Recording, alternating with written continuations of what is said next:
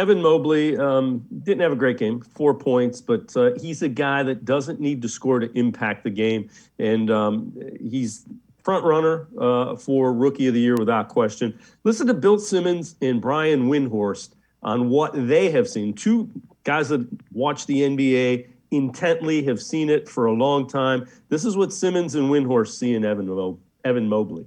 I mean, what you said about the coachability and the intellect, like, the closest parallel to that, and you can see it, just the way his feel for the game is very Duncanish. Like when Duncan came into the league that first year, and he had been in college 4 years, but he just had it. Yeah. And the way he moved and how he read things and how fun he was to play with. So he's got that, but he reminds me as a basketball player more of KG. And I said that after I watched him for 2 weeks. I was like, this guy is very KG-ish. Like you have to be prepared that this KG thing is happening again. He's like a hybrid of KG because of his defense and Bosch.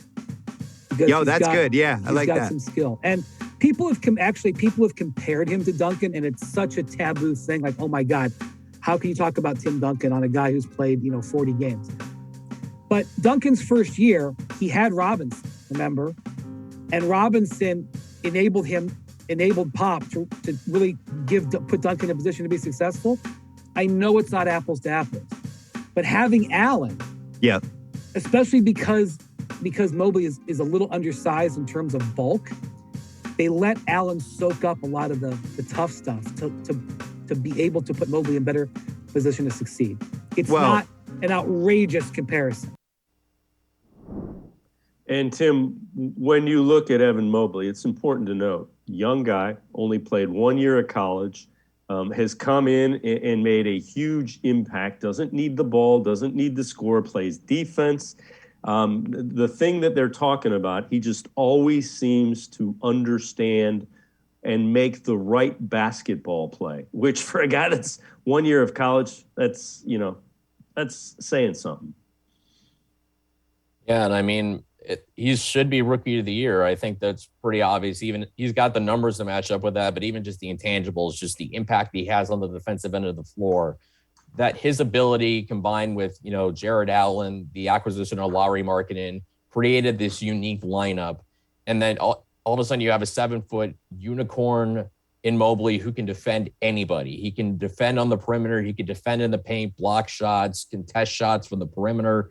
It's such a unique weapon that so few teams can match up with, just because you really haven't seen that out of many guys other than, Giannis, for example. And I'm not trying to compare Evan Mobley to Giannis Antetokounmpo. I mean, it's way too early for that. I don't know how big Evan Mobley is going to be at his peak. I think that's kind of what limits him a bit on, both sides of the floor is, just he can still be pushed around a little bit, which is okay. He's 20 years old. He's a young guy still. He's got time to grow into his frame, to add more muscle. I think that's just what's going to happen in the next couple of years, along with more of a confidence and an ability to create his own shot if the point guard play isn't there. But you can see, it's important to remember, in spite of all the things you see out of him, what he can be, that he's still a rookie and he's still got so much more room to grow, that the things he's doing right now are so advanced for a player who has barely played half a season in the NBA. It's absolutely remarkable, and it's a big reason why the Cavs are where they are right now.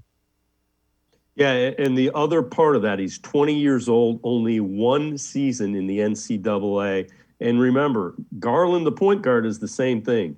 So when people talk about the Cavs not having superstars, these are two guys that could develop into that. Not guaranteed to happen, but they're trending towards being those kind of players.